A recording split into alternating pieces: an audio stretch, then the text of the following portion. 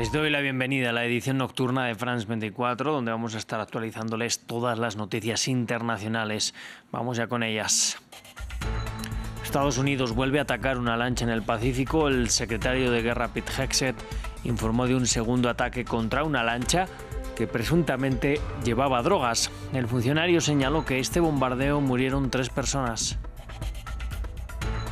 Y la Confederación de Nacionalidades Indígenas del Ecuador, la CONAIE, anunció el cese del paro que sostenía desde hace un mes, una presión en contra de la suspensión del subsidio al combustible decretada por Daniel Noboa y exigida por el FMI. Y en Perú, el Parlamento dio su voto de confianza al gabinete ministerial presidido por Ernesto Álvarez, 79 votos a favor de los 130 totales, para un plan de gobierno que se centra en la lucha contra el crimen y el impulso a la economía. Tenemos reporte.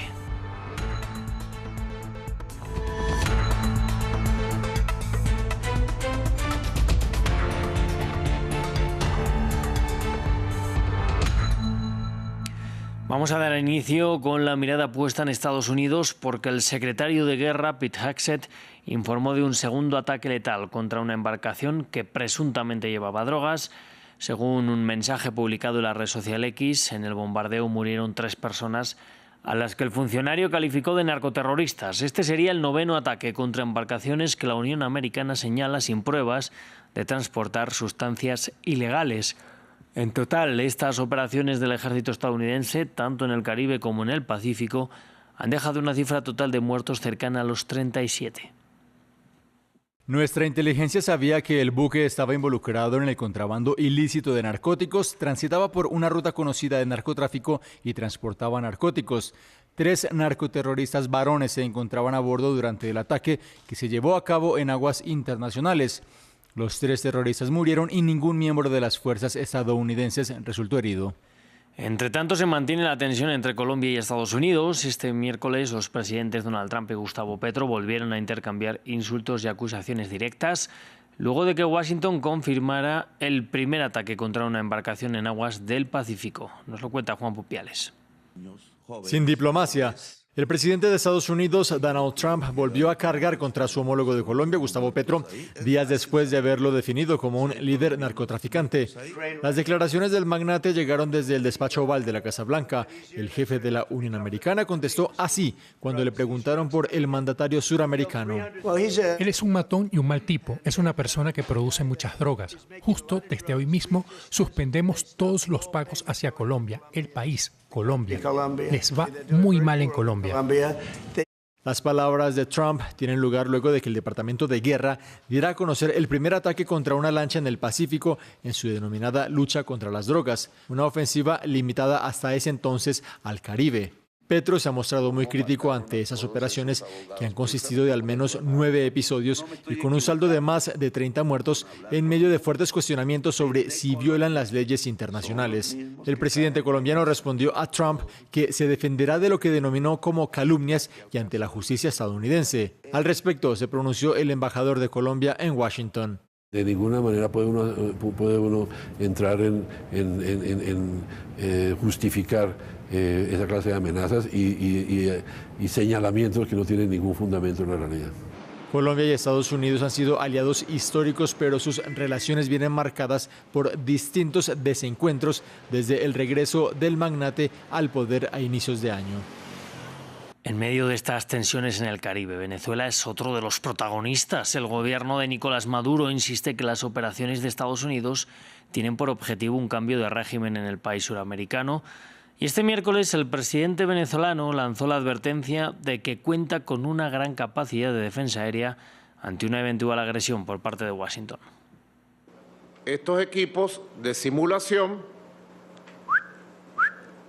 nos colocan en una situación de buena puntería de miles de operadores de islas que tenemos hasta en la última montaña, hasta en el último pueblo, hasta en la última ciudad que usted ni se imagina del territorio venezolano, de norte a sur, de este a oeste, que tiene que ser una patria inexpugnable. Que nadie se meta con Venezuela, que nosotros no nos metemos con nadie. Y Estados Unidos endurece su postura contra Rusia. El Parlamento del Tesoro estadounidense anunció nuevas sanciones, esta vez contra las petroleras rusas Rosneft y Lukoil. Alegan que falta de compromiso serio por parte de Rusia con un proceso de paz para poner fin a la guerra en Ucrania. Las nuevas sanciones, que congelan los bienes e intereses de las filiales de estas empresas en la Unión Americana o en posesión de algún ciudadano estadounidense, llegan tan solo un día después que desde ambos países se alejara la posibilidad de que Donald Trump y Vladimir Putin se reúnan en un futuro próximo en Hungría para tratar la paz. Ahora llega este castigo económico. Las medidas de hoy aumentan la presión sobre el sector energético ruso y reducen la capacidad del Kremlin para generar ingresos para su maquinaria bélica y apoyar su debilitada economía. Estados Unidos seguirá abogando por una solución pacífica a la guerra, y una paz permanente depende completamente de la disposición de Rusia a negociar de buena fe. El Tesoro seguirá ejerciendo su autoridad para apoyar un proceso de paz. Bueno,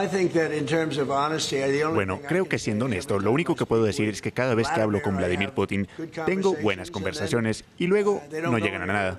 Simplemente no llegan a nada. Así que en ese sentido, pero miren, él está librando una guerra. Está en una guerra. Son dos bandos muy competentes y así es la guerra. Nunca se sabe con la guerra. Pero yo diría que es hora de llegar a un acuerdo.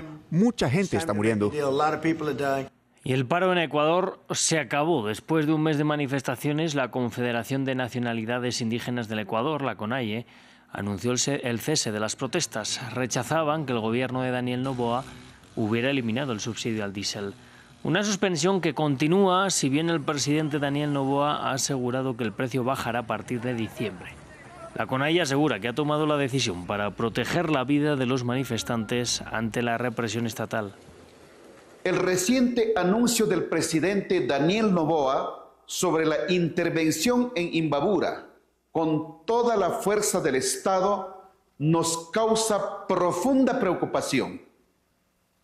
En los últimos días hemos sido testigos de la brutal represión ejercida contra nuestros hermanos y hermanas en varias provincias del país.